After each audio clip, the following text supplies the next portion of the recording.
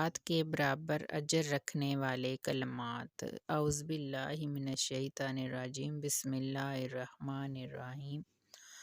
کسی بھی مسلمان کو دنیا آخرت میں بہت جلد نفع دینے والا عمل صدقہ و خیرات ہے۔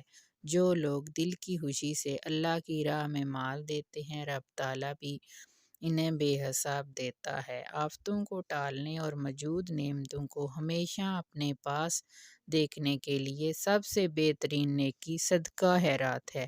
لیکن معاشرے میں اکثر لوگ ایسے ہیں کہ جن کی مالی حالت بہت زیادہ پتلی ہوتی ہے، وہ باوجود دل کی سچی تمنا کے خرچ نہیں کر پاتے، تو ایسے لوگوں کے لیے یہ وظیفہ بہت زیادہ کارآمد ہے۔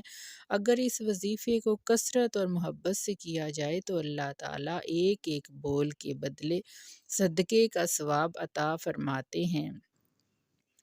اس سلسلے میں بہت سی احادیث ہیں۔ درویشوں کے امام حضرت ابو ذر رضی اللہ عنہ بیان کرتے ہیں کہ رسول اللہ صلی اللہ علیہ وسلم کے صحابہ میں سے چند لوگوں نے نبی صلی اللہ علیہ وسلم کے لیے کہا، اے اللہ کے رسول، مال والے اجر لیں گے، وہ نماز پڑھتے ہیں جس طرح ہم نماز پڑھتے ہیں، وہ روزے رکھتے ہیں جس طرح ہم روزے رکھتے ہیں، اور وہ اپنے زائد مالوں کا صدقہ کرتے ہیں، ہمارے پاس مال ہی نہیں ہے۔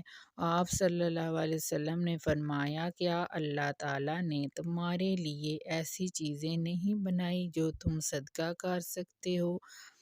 بلا شبہ ہر تسبیح سبحان اللہ صدقہ ہے، ہر تکبیر اللہ اکبر صدقہ ہے، اور ہر تحمید الحمدللہ صدقہ ہے، اور ہر تحلیل لا الہ الا اللہ صدقہ ہے۔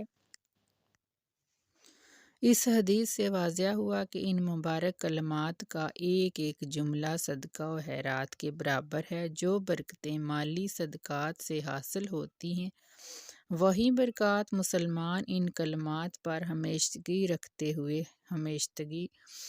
کرتے ہوئے حاصل کر سکتا ہے۔ اور پھر یاد رہیے، یہ کلمات معمولی صدقہ و خیرات کے برابر نہیں، بلکہ آپ حیران ہوں گے کہ یہ کلمات لاکھوں کے مالی صدقات کے برابر ہیں۔